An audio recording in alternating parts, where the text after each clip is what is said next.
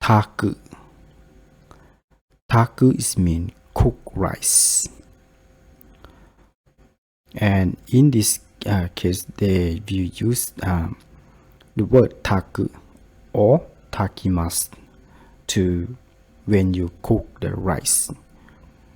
So you should remember when you use with cooking with the rice, we will use only the word taku or takimasu. And in here we have the example like Gohan o takimashita ka? Gohan o takimashita ka?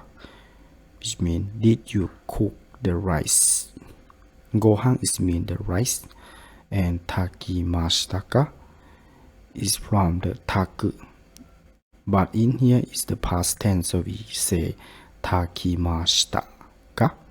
But in the question form, so you can say taka, takimashita ka. So if you already could, so you can say hai, gohan o takimashita. Or you can say that kesa gohan o takimashita ka? Kesa gohan o takimashita ka? This means, did you cook the rice in this morning?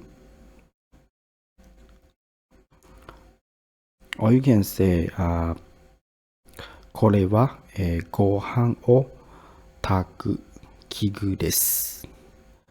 これはご飯を炊く器具です。Which means it is the device for cooking, right?